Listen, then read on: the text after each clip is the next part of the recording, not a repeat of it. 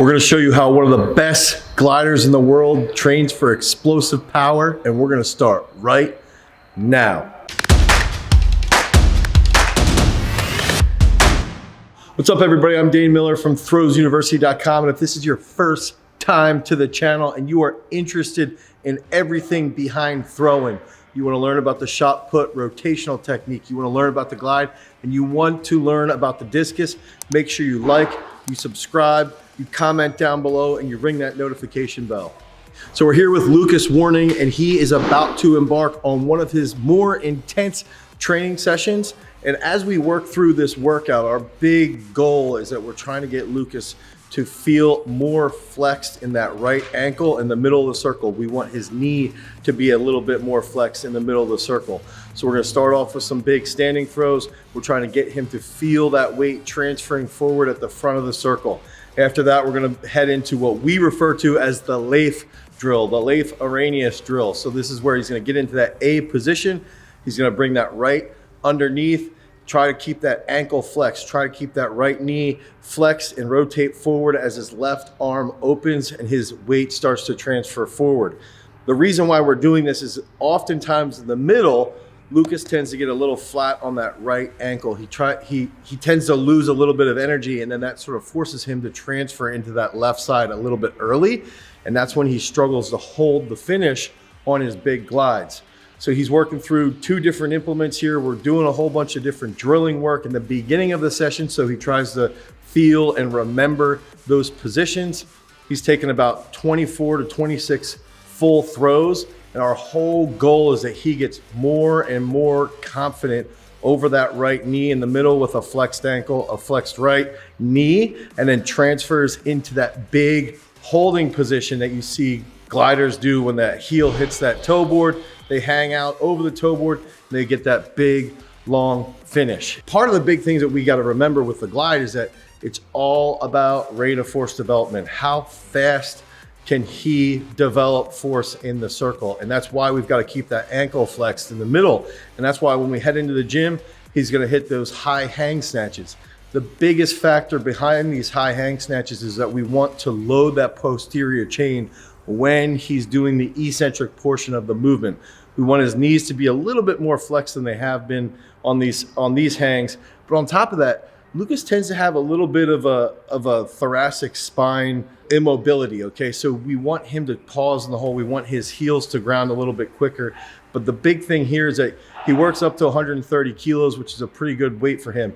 He's not the tallest guy in the world as far as gliders are typically concerned. He's also not the most heavy person on the planet, and he's not ridiculously strong either. You know, he's hitting 130 from a high hang, and that's pretty impressive. But over time, we're going to try to work that up to 140, 145, potentially 150 kilos if everything holds up properly.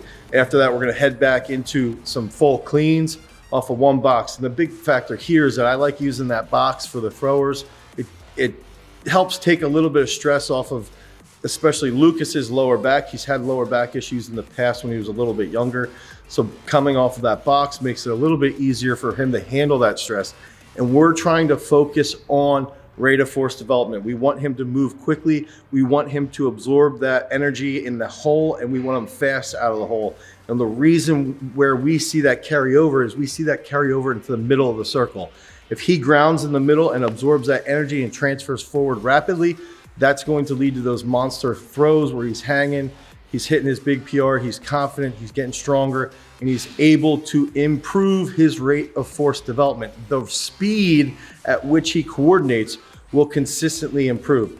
And that's where we're trying to go with these double bounce back squats. We want to keep improving his mobility and his hips. We want to improve his trunk control.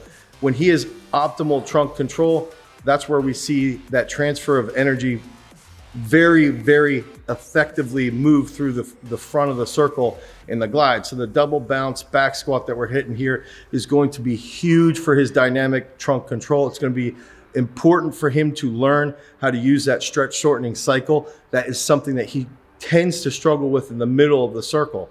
Then we're finishing off this workout. We're going to try and tax his hamstrings even more, do a whole bunch of isometric work for 20 seconds on his hammies, finish that off with some lower back work, where he's going to be holding that position for 20 seconds and then 5 full reps to try and really learn how to coordinate his hamstrings with his glutes and with his lower back. Again, this is a really, really good workout. This is one of the best gliders in the world. This is a very advanced workout. And the biggest thing here is that we've got to remember with Lucas, he's not as tall as most gliders. He's not as strong as most gliders. He can bench about 210 to 220 kilos, but we'd like that to start to creep up to 230. We'd like to see his snatch creep up to 145, 150 kilos, and his jerk to also creep up a little bit more, because that's when we're gonna start to see Lucas execute at a higher speed. And ultimately, that's when we're gonna see him hit those 20-meter throws to 2050, and that's when he's gonna punch that ticket to the Olympic trials.